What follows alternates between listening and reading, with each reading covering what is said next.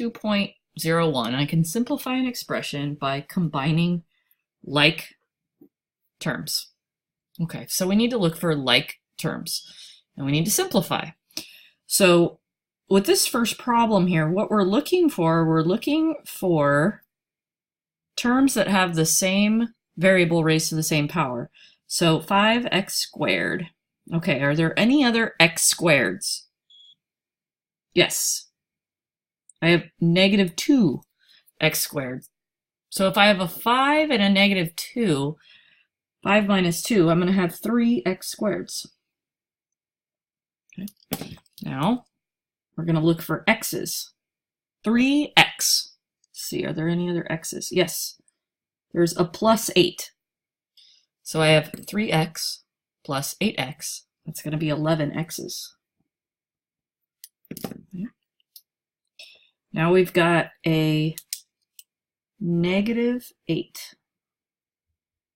Okay, negative 8. Let's see, are there any other unit tiles or units here? Plus 3. I have negative 8 plus 3. Negative 8 plus 3 is going to be a negative 5. All right.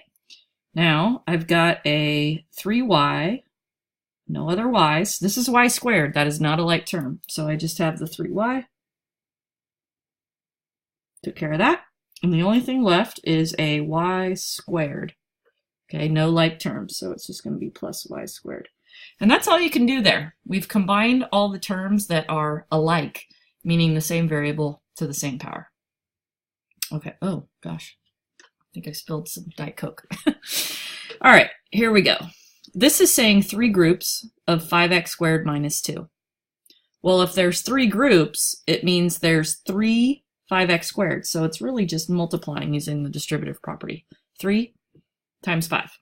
So there's 15x squareds. And then we have 3 groups of negative 2, right? That negative stays with the 2. So 3 groups of negative 2 is negative 6, right? 3 times negative 2 is negative 6. And that's done. Okay, next one. So I have to wait to do this plus 7. The first thing I have to do is eliminate these parentheses. Okay, by using the distributive property. I have 8 groups of 2x minus 3. So if you can imagine, that's 2x minus 3, 2x minus 3, 2x minus 3, 2x minus 3, 8 times. So how many x's will there be? There'll be 8 times 2 x's. So 16x. Sorry, x, 16x. And then 8 times negative 3. Okay, negative 3 8 times. That's negative 24. And then I can't forget this plus 7 at the end. Now, a lot of you forgot to do this. These are like terms. Negative 24 plus 7. Negative 24 plus 7. That's going to be 16x minus 17. Okay. And that's from 6th and 7th grade. All right, number 4 here. Ooh.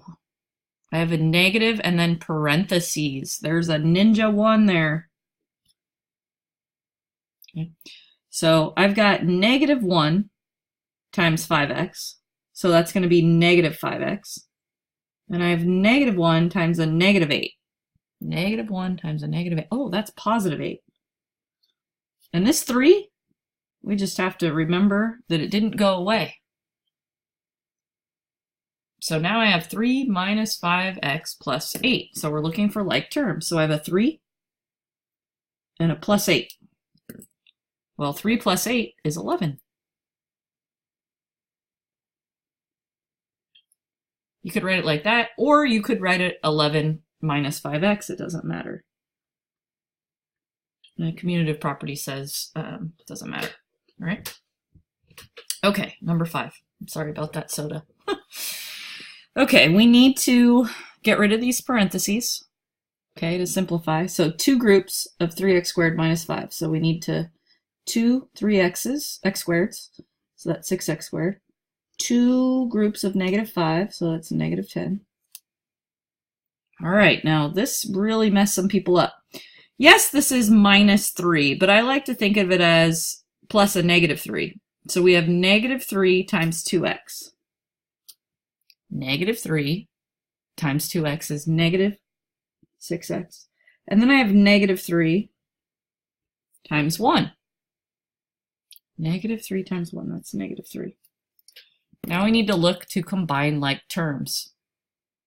Well, the only like terms I see is the negative 10 and the negative 3. Negative 10 minus 3. So let's see, I have 6x squared, that stays the same. The negative 6x stays the same. But I have negative 10 minus 3. That's going to be negative 13. And that's your answer. Okay. Number 6 here. So this one was pretty easy. It should have been earlier, I think. We have like terms, 8y plus 6y. So I have 14y. I've got negative 2 plus 7. So that's going to be a plus 5. Done. Okay. All right. Number 7. I have a negative here and then these parentheses. There's a ninja 1. So we have to go negative 1 times 6x. That's negative 6x. And then a negative 1 times a negative 3, which is a positive 3. That's it. That's all you had to do. Next problem. This one I threw in there just to see what you could do. We have 5x times 3x. 5x times 3x. Well, 5 times 3 is 15. X times x, that's x squared. A lot of you didn't know that. That's okay. Okay, if you only got this wrong, you still got a 95. Now we have 5x times a negative 1. That's negative 5x. Negative 3 times 2x squared. That's negative 6x squared. Negative 3, right? Negative 3 times x is negative 3x. So we're looking to combine like terms. 15x squared, negative 6x squared. So that's 9x squared. Negative 5x, negative 3x. That's negative 8x. Okay. And we're done with that section.